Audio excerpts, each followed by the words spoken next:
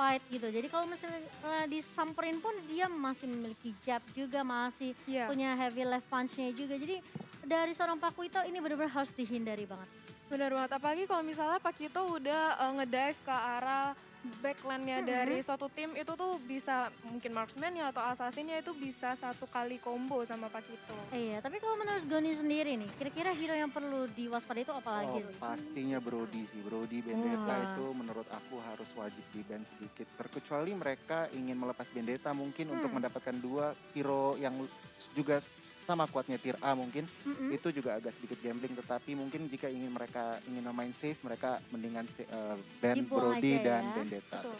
Benar-benar, tapi kalau misalnya kita ngomongin Benedetta, ngomongin Brody, ini sepertinya bakal dikontes nih dari kedua hero itu karena dari Genfix Aerowolf mereka udah buang ke arah Yi Sun Sin. Iya, YSS juga merupakan hero yang dari kemarin tuh banyak banget di ban. Kalau nggak di ban ya di pick. Gak mungkin Mm-mm. ada yang mau ngasih lepas dari Yi Sun Sin karena memang kritikal dari YSS itu nggak ada obat sih. Dan Yes, juga Mountain Shockernya juga kita bisa Iya, tahu bisa benar-benar ngebuka map, open map. benar-benar betul, benar banget. membaca jadinya hero musuh di mana, bisa lebih sedikit agresif atau pasifkah mereka Iya. dalam decision making. Bisa dibilang dengan Mountain Shocker yang dilontarkan oleh seorang Yi Sun Sin ini bakal ngebantu banget untuk info positioningnya. Apakah dari musuhnya mau melakukan inisiasi atau Mm-mm. tidak, itu benar-benar bisa diketahui sama seorang Yi Sun Sin. Dan bakal langsung dibuang, Arekisannya juga ngebuang ke arah Esmeralda. Cukup Yes. menarik band-band dari kedua tim ini, dan Brody seperti saya Brody. bilang langsung di first pick, dan tampaknya mungkin Vendetta sudah ready ya, dan ini mereka sudah gambling, mereka ready to go all in tampaknya dengan dua hero pick ini. Mereka berani lepas, dan berarti mereka sudah mungkin ada strategi-strategi untuk mengcounter salah satu hero mereka ini tersebut. Iya, bisa dibilang Brody di sini yang memiliki Town Apart Memory, Corrosive Strike juga, dan bakal Abyss Impact-nya yang bisa memberikan damage terus-terusan, memberikan efek slow juga ke arah teman-teman dari Arkisena. Langsung diamankan oleh Genfix Arrow. Arkisena tanpa berlama-lama, mereka langsung shadow pick ke arah Benedetta. Tapi masih ada satu hero lagi yang mesti dipick. Apakah itu bakal jatuh ke arah Jauhead? Ya, Atau mungkin kalau kita lihat di sini dari Sylvana ya? bisa Atau jadi. Yuzong? Mungkin kalau misalnya dia bermain, oh ternyata Uranus. Oleh Uranus ini menurut aku agak sedikit mengejutkan ya, karena ya Iya. balik lagi ada Yuzong, mungkin lebih preferable, mungkin lebih meta daripada Uranus sekarang. Dan untuk Genflix Aerowolf Junior sendiri sudah mengarah kepada Jawhead. Jawhead akan terlihat ya sebagai Jawhead tank di sini, dan kita tahu ejector dan unstoppable force-nya sangat bisa mengganggu Menyulitkan banget core sih. musuh, sangat bisa benar-benar ngedelay farmingan dari core musuh tersebut. Iya benar banget, aku setuju dengan ada Jauhead yang bisa ngezoning juga di early phase-nya. Dia punya ejector, dia punya tambahan movement speed, di mana dia juga punya escape capability yang cukup tinggi. Dan yang paling mengganggu dari seorang Jauhead adalah dia ejectornya itu ke arah ini ya bisa dibilang buff dari musuhnya. Ya, Tidak akan terreset lagi. Iya bisa ke reset lagi, dan kalau kita lihat udah ada pick dari RRQ yaitu Digi. Oh mungkin di sini mereka ingin menghindari hero-hero yang bisa nge-stunner. Jadi AOE-nya benar-benar dihindarkan banget dari mereka.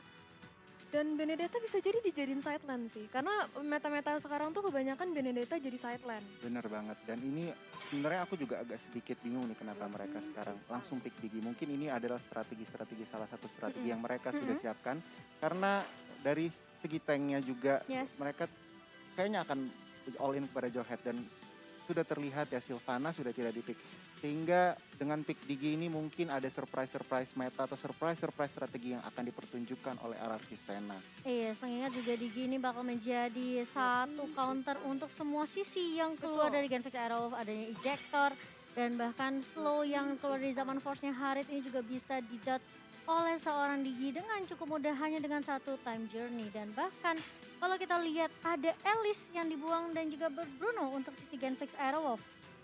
Dan ini adalah tampaknya ya hero mereka ngeban Alice ini juga bukan tanpa alasan, tapi karena mereka ingin mengurangi hero scaling dari tim Genfix Aerowolf. Mereka tidak mau hero Genfix Aerowolf terlalu kuat di arah late game seperti itu sih. Betul, aku cukup setuju dengan adanya Alice yang dibuang, Parch yang dibuang. Tapi kalau menurut Hera nih, kira-kira RQ Sena mereka belum ngepick satu untuk junglernya, tapi udah ada shadow pick.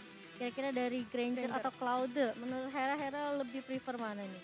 Kalau aku lebih prefer ke Claudio ya, Hmm. selain Claudio memang damage yang sakit banget, dia Mhm. juga hero yang dengan mobilitas tinggi. Jadi emang susah banget untuk ditangkap. Apalagi kalau kita lihat dari Genflix kan udah ada Harit, udah ada Jauhead yang dengan ejector dan juga Zaman Force-nya itu bisa benar-benar nge-slow kan. Tapi kalau dari RRQ pick Ke arah Granger, Granger, iya. ya mungkin dia lebih bermain di belakang banget ya. Karena kalau misalnya dia di depan takutnya gampang banget untuk di-counter sama Brody. Bisa di-stun kan. Iya, dan terlebih lagi kemarin kalau kita tahu patch dari MLBB sendiri, Granger ini sudah di-buff dari Iya, basic attack-nya, pasifnya itu dari 20 plus 110% total physical attack dinaikkan jadi 50 plus Wow. 110%. Jadi untuk critical merahnya di ujungnya itu bakal dari Rhapsody itu bakal lebih sakit lagi. iya. Wah, ini Nah, dua support yang di-pick oleh RRQ Sena. ya, Wow. ini sangat menarik sih. Dan 2 pick terakhir pada Genflix Aerowolf juga cukup menarik ya, Lapu-Lapu dan Luoi. Ini menurut aku mereka akan lebih nge-press RRQ sana di early game karena dengan kita tahu Luoi itu dispersion dan rotation level 1 level Yes. 2-nya itu sangat-sangat kuat. Dan yang aku expect mereka sudah mulai nge-press RRQ dari early. Sehingga Granger akan kesulitan untuk farming dan itu akan snowball menuju mid game, late game. Granger akan ketinggalan gold dan susah memberi damage output yang besar. Iya betul, dengan adanya Lui juga dari sisi Genfix Aerowolf bisa memberikan magical damage yang cukup sakit di early phase-nya dan RQ mereka benar-benar harus berhati-hati. Tapi dengan ada Digi dan Nana, ini menarik sekali sih dari Itu RQ dia. Sena. Aku ngelihat kayak ini semua disable-nya keluar dari RQ Sena, semua counter untuk sisinya juga dapat banget untuk tim RRQ. Mereka punya Nana yang kita tahu Molina Smooth-nya ini bisa dilemparkan dan bahkan ditaruh di area boost. Betul So banget. siapa yang mau melakukan inisiasi dari area bus itu udah ketahuan duluan. Iya, apalagi kalau misalnya Nana sudah mendapatkan 40% cooldown lebih, Mm-mm. itu Molina Smooch-nya bisa dikeluarkan 2 kali dalam Iya. waktu cooldown yang sangat dekat. Iya dan kita langsung memasuki game yang pertama untuk match kita yang ketiga. Di mana Genfix Aerowolf yang akan melawan tim RQ Sena. Apakah dari kedua tim ini bisa memberikan sensasi yang luar biasa karena sudah ada pergerakan dari Yami sepertinya yang langsung dipukul mundur di area bawah.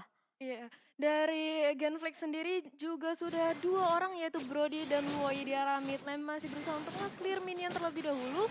Di sini sepertinya yang menahan lane itu adalah Nana, sementara Jauhead di sini berusaha untuk mengambil blue buff terlebih dahulu. Dan Iya. ini yang sudah saya prediksi dan saya sudah was-was ya. Mereka harus benar-benar main press di early. Hero mereka Oh. sangat kuat di early game. Iya dan Dan- bahkan lihat dari Ikino dia langsung ngambil purple buff-nya.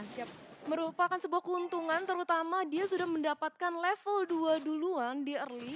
Tapi di sisi lain RRQ Blast di sini berusaha untuk invading blue buff-nya lagi, berusaha untuk dibalaskan tapi harus dipukul mundur karena Luoyi-nya juga sangat sakit. Iya, bisa langsung di reset begitu saja dan tadi hampir aja bisa diamankan oleh seorang Blaze tapi Blaze tahu udah ada pergerakan juga dari teman-teman Ikino di sini dari Genflix yang mereka langsung bersiap untuk mengarah ke arah orange buff terlebih dahulu. Udah ada Molina Smooth juga yang dilamarkan oleh seorang Warlord dan tapi dari seorang Yami nggak berhasil untuk nyolong buff yang dimiliki oleh Ikino.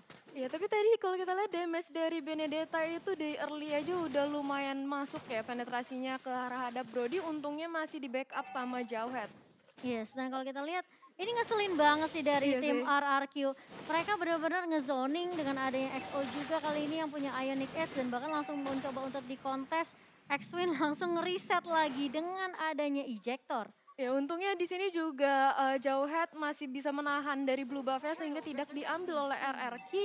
Dan turtle yang pertama sudah ada. Siapakah akan yang mensecure? Apakah RRQ Blast langsung menuju turtle untuk mengamankannya? Yes, dan kalau kita lihat memang sebenarnya zoning yang dilakukan sama RRQ di early phase yang ngasih pressure banget ke arah Genfix Aerowolf. Dan sekarang mereka harus berhati-hati karena ini inisiasinya akan sedikit sulit tapi ada flicker langsung dari action point yang injector ke area depan dan bahkan Ikinanya bakal coba untuk mundur terlebih dahulu, actionnya bakal tumbang tapi kita lihat ada flame shot ke arah seorang Ikino kali ini masih bisa ditukarkan 1 untuk 2 tapi ternyata 4 tumbang. Yaminya nggak jadi tumbang ternyata. Yaminya masih bisa mundur dan bahkan ini bakal menjadi kerugian yang cukup besar untuk teman-teman Genflix Aerowolf karena RRQ mereka bisa menumbangin 4 plus dapetin 1 objektif turtle. Ya betul banget, ini turtle tadi sempat aja di reset tapi ternyata first blood didapatkan oleh Benedetta terhadap Jauhead walaupun demikian berhasil lagi di double kill oleh Benedetta. Oh, dan turtle-nya dengan sangat aman bisa diamankan oleh RR Kisena. Aku setuju banget sih dengan war barusan yang terjadi, yaitu momentum banget buat RR Momentum banget. Kisena, di mana Genflix harus kerugian hampir 4 member tadi maksud saya, dan juga alhasil turtle pertama sudah dengan secure sekali diamankan oleh RRQ.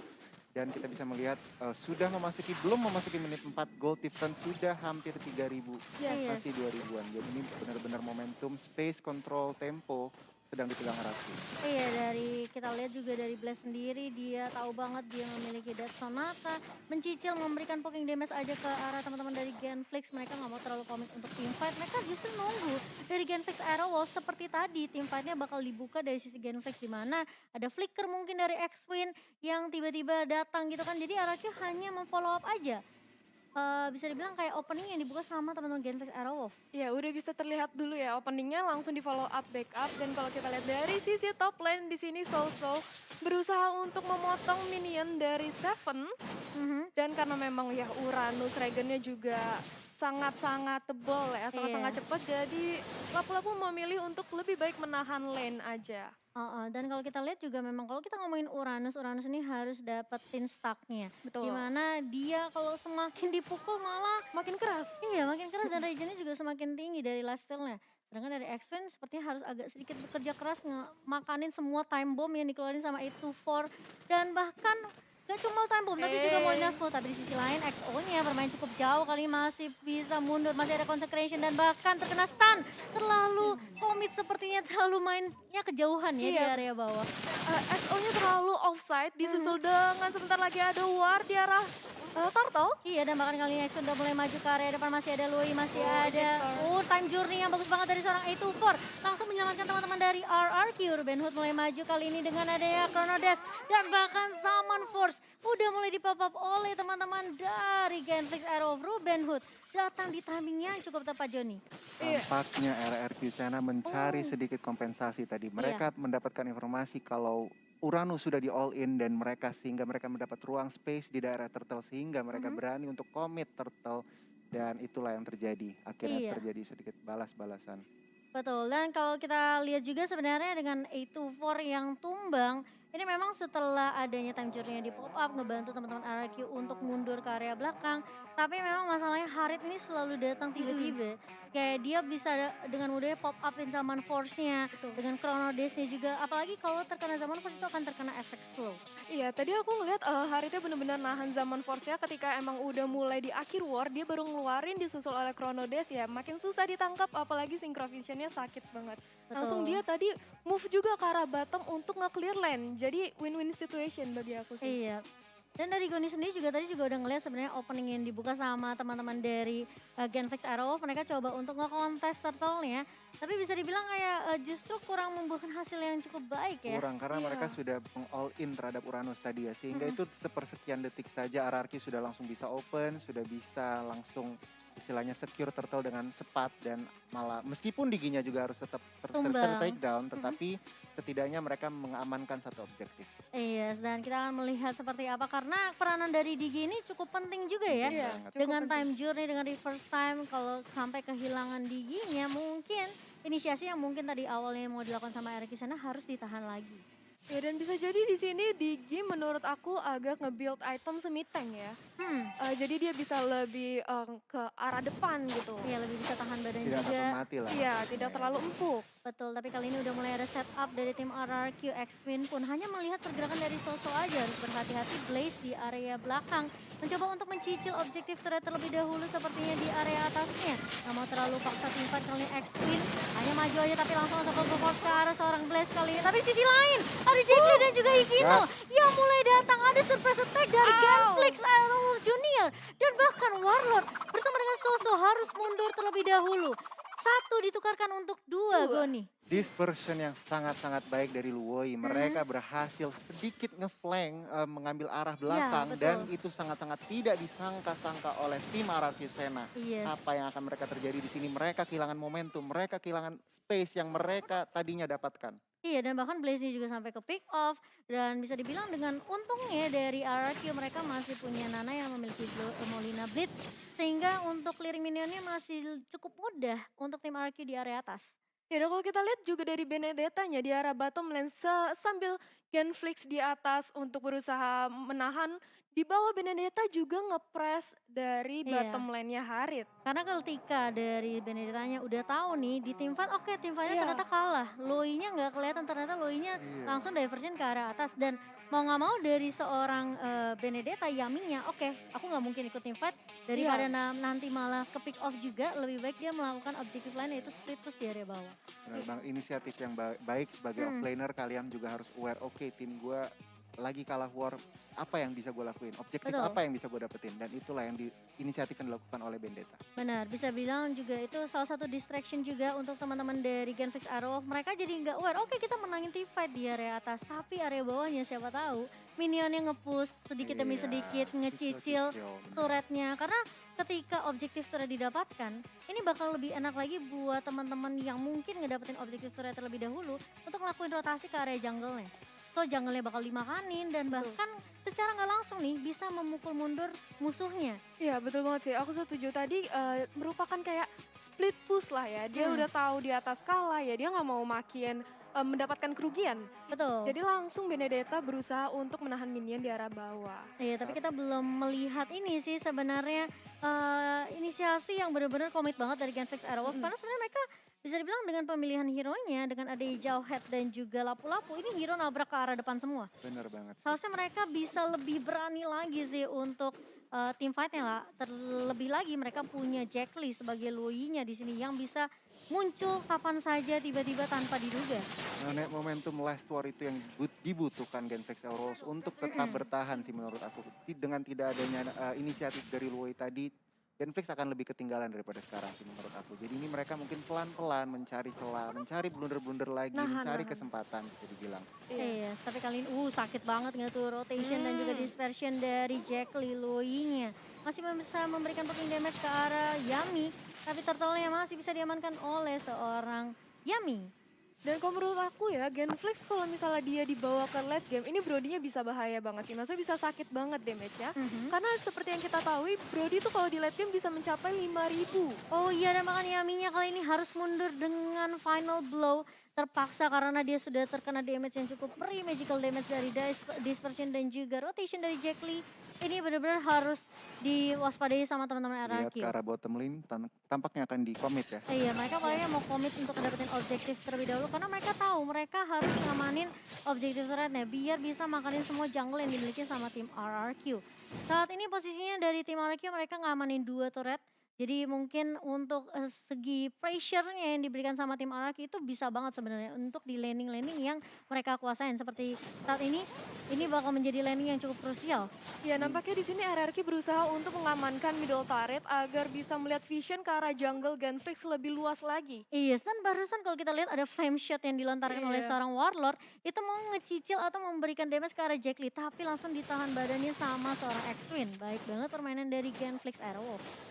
Dan kalau kita lihat dari segi item, di sini Lapu-Lapu sudah mendapatkan Bloodlust X, mungkin bisa menjadikan dia lebih sustain lagi untuk menahan lane di arah top lane ya. Iya, ini yang aku perhatiin adalah Uranusnya sih. Iya. Dia udah punya Enchanted Talisman juga untuk 10%. Juga. Benar, Dominance ada Ice. Dominance Ice, tapi kali ini di area bawah sepertinya dari Yami. Benedetta yang agak sedikit kesulitan untuk berhadapan dengan Harit. Tapi di sisi lain, X-Twin harus mundur terlebih dahulu. Jack Lee terkena reverse time dari seorang DJ. Time bomb-nya hanya di pop up aja untuk memberikan cicilan poking damage ke arah seorang Jack Lee. Dan bahkan kalau kita lihat dari tim RRQ, mereka nggak berhasil untuk ngedapetin buff yang dimiliki sama seorang Ikino. Dan itu Gila. sakit banget. Ruben Hood lagi dan lagi kali ini masih ada Tanjiro yang bakal coba di pop up dan bahkan memberikan tambahan dan bahkan itu nya harus ditumbangkan oleh seorang Ikino dengan kalau kita bilang itu tambahan physical damage yang cukup prima, tapi what are you doing Yami?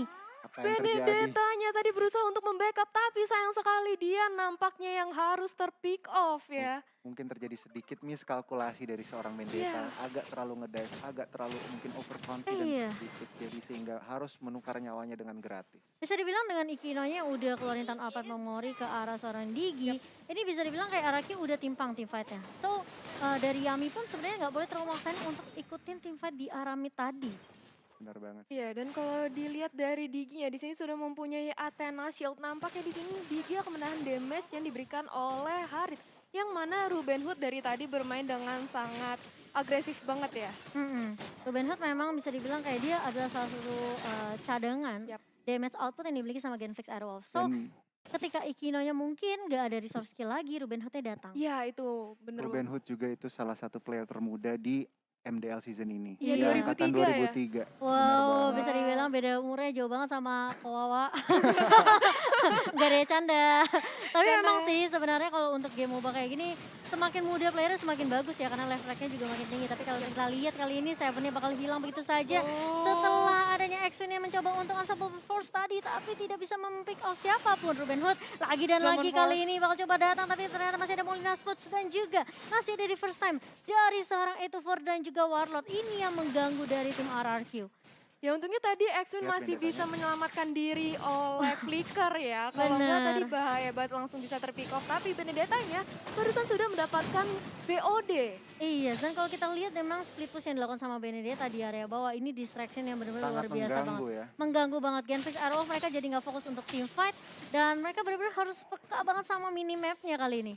Ya dan Uranusnya sudah mendapatkan Oracle. Ini bakal benar-benar sustain. Sebentar lagi Uranusnya regennya udah nggak ada lawan sih. Iya, dan bahkan di sisi lain ketika Benedetta yang melakukan split push, secara nggak langsung RQ Sena mereka mendapatkan Lord mereka. Yang pertama yang kita tahu ini krusial banget. Iya. Dimana ini bakal menjadi game changing kah untuk teman-teman dari Genflix Airwolf karena mereka secara nggak langsung dipukul mundur untuk nge-defend base-nya.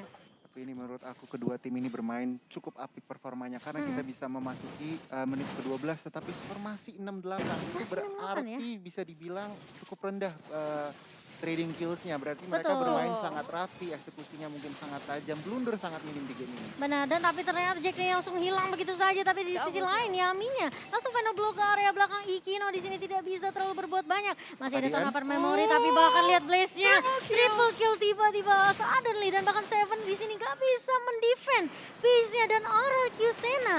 Mereka benar-benar dengan cukup meyakinkan mengambil poin mereka yang pertama kali ini. Langsung tanpa ragu-ragu lagi RRQ langsung nge-dive ke arah base-nya ya. Baru aku bilang blunder minim, blundernya minim tetapi tampaknya sangat blunder yang lumayan fatal tadi ya. Tidak ada Iya. yang defend tampaknya.